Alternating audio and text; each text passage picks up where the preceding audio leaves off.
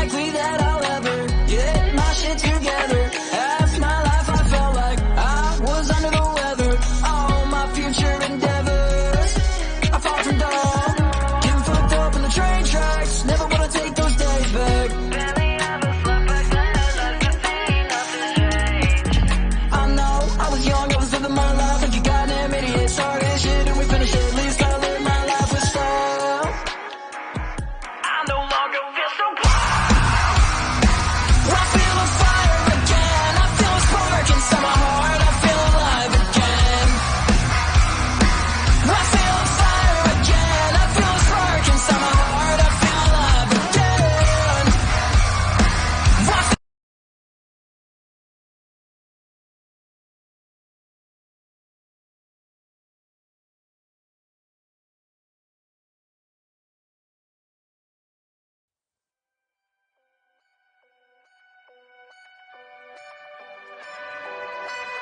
All my life been a derelict, derelict. All my friends, they wish me dead, they wish me dead. Every day is filled with dread, filled with dread. All my life been a derelict. I've got them telling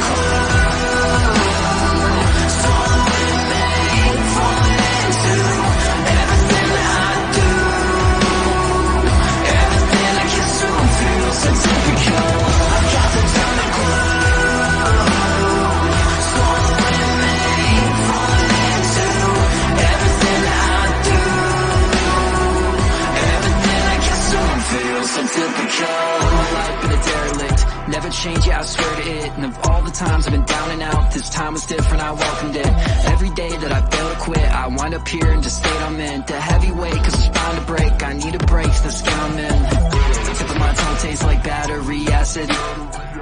Try to push forward, I cannot push past it. Feel the blood on my tongue, it tastes metallic. Another day passes, I don't break the habit. I've got the feeling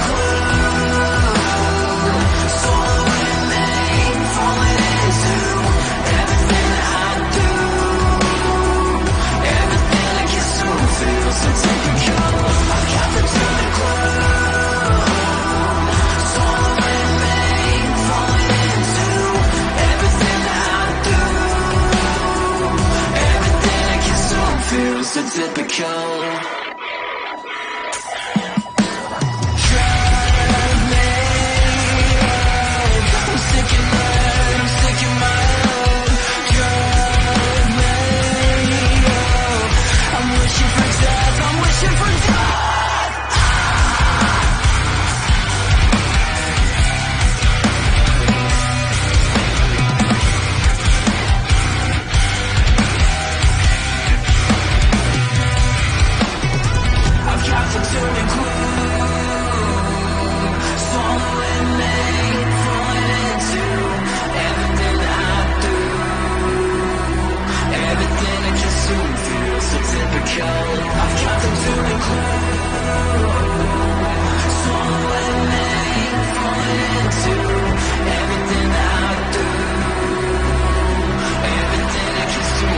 So typical. I've got to tell me swallowing me, falling into everything I do, everything I get so feels so typical. I've got to tell me swallowing me, falling into everything I do, everything I get so feels so typical.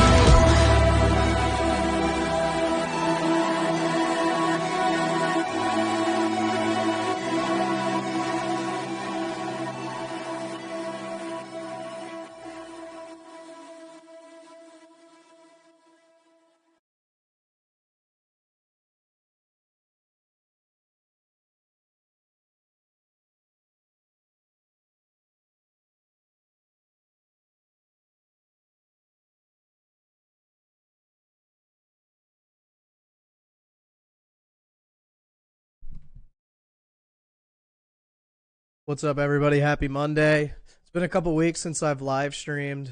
Part of that reason is because I started my trading classes again. If you're interested in learning how to trade, go see my Patreon link. It's in the description. Yeah, because of that, I won't be streaming a lot. It takes a lot of time out of my day. I mean, we're starting to get into like winter as well. I mean, we're in fall, so still going to be a little while. But once the winter hits, I'll be live streaming a bit more. Won't be gone as much or going on trips as much, so I will be more available to live stream. For today, just gonna cover everything we normally cover, kind of discuss what's going on with Bitcoin and wrap it up. Should be quick. Yeah. So since the last time we talked, I believe we discussed this possible bull flag scenario on the S&P 500. Again, I don't see this not happening. We have bullish divergence on RSI between these two areas of support. We do not have bearish divergence, and it seems like we're more or less consolidating for higher. Again, another reminder that we are in a massive uptrend. Moving sideways is correction, and then you move higher. You can see in this, the last uptrend over the last several years, we had plenty of time up, sideways, sideways, up, sideways, sideways, big correction, up. That happens, right? That happens in an uptrend. I know I went over it very quickly. That's more or less what happens in any kind of trend. You have up and sideways or down and sideways, maybe a large correction to the up or down side, and then you have a continuation of that trend until you get trend reversal signals, right? So ultimately, looking at this trend to continue, still expecting the S&P 500 to break all-time highs. We're only 8% off all-time highs. It's pretty wild. Looking at the DXY, we're rejecting resistance. I've made my resistance very clear. I know I've had it as a singular line for quite some time, but now it's very clear, right? I did not think that 105 would break. We also have bearish divergence on RSI and MACD between this point. So these two highs.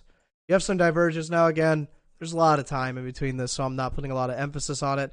However, we are rejecting resistance, and that's the most important part. So keeping an eye on that. We had some bearish divergence on the daily. I've been talking to my students about this, so there are some marks on this chart.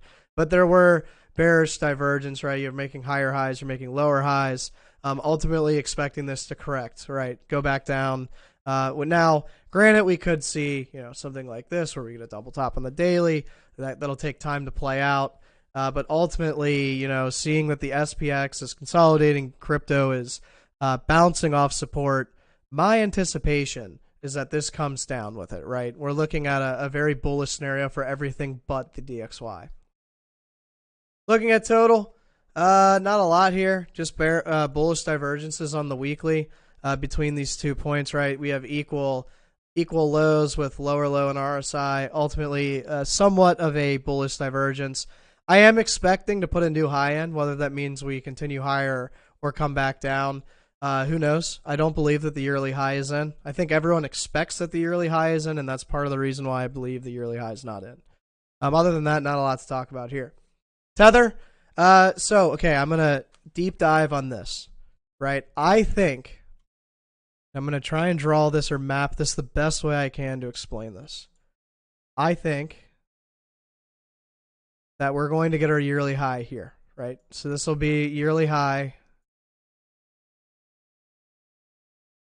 Yearly high for Bitcoin during this drop back to diagonal support. So we'll get like 35, 36, 40K. So, take it or leave it, we're going to get another high. Or we'll get another pump, right? We're going to get another pump we rejected from resistance.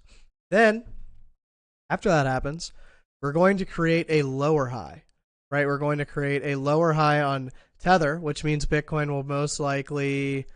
Bitcoin goes down to maybe like 25 to 28K. Big correction. Like something that no one anticipates, right? So when that happens on that move upwards, then we come back down. So essentially, if you're looking at Bitcoin, right, we're going to do something like this, come back down to maybe here, come back down to maybe here, and then skyrocket, right? And then that's this was our bottom. more or less. I mean, maybe you can count some of this, but that was more or less our bottom. That's my theory. Why is that my theory? Because we're forming a clear as day ascending wedge here. I mean, this is so stupidly clear. Not only that, but DXY rejecting 105, SPX bull flag into breaking out. It's all lining up, right? You have to look at everything and kind of infer, okay, what could happen in the future. Now, am I betting everything on black here? Like, no, I'm not. I already had my dollar cost average in. If that money, and this is kind of how I explain it, if everything I have that's dollar cost average goes to zero, my life does not change. I'm going to say this one last time to anyone who is dollar cost averaging or is thinking about it. You should only be putting in money that is not going to change your life. Now, if you lose it. Now, if you win on it, yeah, it's obviously going to change your life. But you shouldn't be putting in, if you have a $100,000 portfolio, I would say put in 10 grand. That's your DCA. Maybe 15, right? If you lose 10,000, you still got 90 grand. If you lose 15, you still got 85. Don't put 50% of your portfolio in a DCA, into a speculative asset. Especially over the period of time where we are right now, right? We've already bounced. We're almost 100% off the bottom or the current bottom. Lots of bullish signs. It could not work out, right? But the risk reward isn't there to put in a massive portion of your portfolio. It never really was, right? And this is kind of what I've been saying. When the bottom is in, it's in, right? You're too late. That's why when this whole scenario is happening, I said start your DCA. Just do a little bit each day. Do it for a year. Make an amount and say I'm going to invest during this period, and that's it, right? That's what I did. That's what a lot of people I know did, and I hope that a lot of you took my advice and did the same, right? We already established that Bitcoin was down nearly 80% off all-time highs. It was just a great place to start buying, right? And now I don't want to say now is not a great place to start buying, but I wouldn't go putting in monstrous numbers, especially into a long-term account, because you never know if we're going to come back down to 15. Could we go lower? Are we just going to move sideways and up? You never know long-term, right? So that's my biggest piece of advice. But yeah, back to Tether. Go back up here, hit that 25 to 28K, and then fully top. When this breaks that kind of diagonal, we know that this is reversing, right? This is a giant reversal pattern, essentially looking at a massive market reversal once that lower diagonal breaks. Now, could you say, we could break here? Yes, we could. I would say once we break this support level, this 6.5% support level, that's what we'll know. Or be in the area of Bitcoin breaking all-time highs, or at least close to breaking all-time highs. What's up, yes sir? What's up, Dorian? Nice to see you guys here. For all of you that are new, I try to live stream Monday, Wednesday, Fridays around 5 p.m. Eastern. I did state it earlier in the video why I can't really right now with the classes starting. So yeah. But onward to Bitcoin. So we're just going to go over Bitcoin and Bitcoin dominance and then be done for today. I need to go eat and do my Spanish. I started taking Spanish lessons a couple months ago.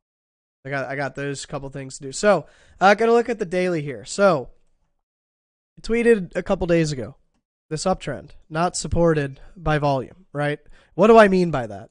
Well, let's take a deep dive at volume, right? Let's look at this current trend. So all the way from here, where's our average volume? Average volume is about here. Okay, so if average volume is about this line, what's happening from this bottom to now this top? Well, one, we can see that volume's clearly going down as price is going up. That tells you that this trend is not validated by volume. On top of that, most of these volume candles are near the average, right? You don't have anything crazy. Now, I'd say most volume candles are going to be around average anyways, but it'd be a different scenario if we were looking at a stair-stepping upward in volume like this. We actually have a stair-step down in volume, which means that is not valid. Like this small uptrend, again, very, very small uptrend, is not supported by volume. Now, you could say from this point to this point, we also have a downtrend that is not supported by volume, which I would agree with you. That's why I'm looking for a reversal, right? This is showing downtrend exhaustion. This is showing non-confidence to break this massive level of support. So what are we looking for now? Now that we know that our uptrend or our small uptrend is not supported by volume, but our major downtrend is not supported by volume. So one, We're looking for a reversal. Where is that reversal going to happen? I'm not entirely sure, but we do know that this is support, right? 24, 25K. It would be likely to assume, I think that's how you say it, it'd be good to assume that we're going to drop back down to support, maybe double bottom, and move up. Basically making some kind of, what is that, descending triangle to move upwards. A couple things. So this is kind of what I do and how I look at charts. Like, I look at volume, right? I look at, okay, do we have a reversal pattern? We do not have a reversal pattern. What is volume telling us? So yes, we're going up, but volume's going down, so it's not bullish. We also are in a downtrend, right? We're in a downtrend, so that's not bullish. We also haven't broken major resistance, not bullish. I saw over the weekend how bullish people were getting and just the kind of craziness. And I think it's good that people take a step back and say, okay, do we have the aspects of a reversal? We do not. So we do not have any really telltale aspects. I will say we have divergences, right? We do have the first key divergences to a reversal, right? You do have lower low in price here, higher low in RSI. So we do have that. Again, MACD, do have that. But we don't have all of this. We only have two signs. Those two signs are why we bounced. They're going to be, again, why we come back down to support and maybe do something like this, where we get like that. Then we have 3 levels of divergence, right? Then you have 3 levels of divergence, which is more, right, than 2. I know that sounds stupid, but it's more than 2. That's more confidence. If we get this double bottom, then we can start saying we have a pattern. If volume starts to move up as price starts to shoot up here, then we have price action validation. If we break 26.8 with volume and then break 28 with volume, then we have resistance break, confirmation, so on and so forth. So that's kind of how I look at it. With this, all I see is lackluster volume in a very small uptrend. You can even see it more clearly on the 12-hour. Open up the 12-hour. You can see it clear as day. Right. It is so obvious. Volume going down, price going up. What should we expect next or anticipate next? Right? We should expect this. We should expect a touch back at support. That is how you trade, ladies and gentlemen. The anticipation using indicators and knowledge, just like historical concepts, any kind of prior knowledge to make an inference or to anticipate. Now, does this mean I'm shorting this? No. Right? If we go to a 1 hour or 4 hour, there's no reversal pattern. There's no reason to short. We need a pattern or a blueprint framework in order to place that trade. But for now, on the 12-hour, that wasn't a confident uptrend. So if you were long at any point during this, you should have saw this and said, hey, I should probably get out of this long soon. Or, hey, I should look to sell at resistance, which was 26.8, which I believe I tweeted last night. Right? Okay, you could say, oh, Roman, we pumped an extra, 1.5%. Good for you. Now we're back down to where I said we would go in reverse. So ultimately, guys, when you see things like this, either now or in the future, whether you're long or short, even if you're short, look for that volume validation. If you're not getting volume validation, you should look to exit the trade or move your stop loss to break even at least. That's more or less how that works. Going to end the day with Bitcoin dominance, and then I'm going to go practice my Spanish. So I showed this to my class, kind of expecting this to happen where we get a little bit more consolidation down here and then move higher. I don't think we're just going to zoom upwards, right? One thing to note is Bitcoin dominance and Bitcoin have had correlation together. So as this goes up, Bitcoin is also going up. This is the bottom. This is where Bitcoin was like 15K, right, in November. Since then, now Bitcoin's close to 30K. This has broken major resistance. So there's a correlation here. As Bitcoin dominance goes up, Bitcoin goes up. Just from historical kind of context or knowledge, when this starts happening, the bottom's in. In 2018, 2019, when Bitcoin dominance started to go up as Bitcoin was going up, that means that more money is flowing into Bitcoin, retail's out of the market, right? Retail's gone.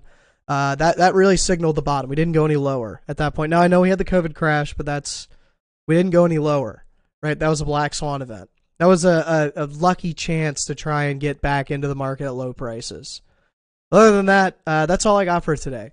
Sorry it was quick. I'm busy with trading school, and then also I have a couple of trips planned in October. So I have a trip planned this weekend, next weekend, and then at the end of October. And then with football season, it's going to be tough to do anything on Friday or Saturday. But that's all I got. I just kind of wanted to explain what I was talking about earlier this morning. I don't see any reversals. If I do see a reversal or see a trade, I will go over it live. I will do that on the live streams. I won't do that on Twitter, but for those of you that watch the live streams, I will go over it. I will go over entries, exits, exhaustion, so on and so forth. We'll follow the trade live. I'll give you guys that. With all that said, guys, be patient, users management, and good luck trading.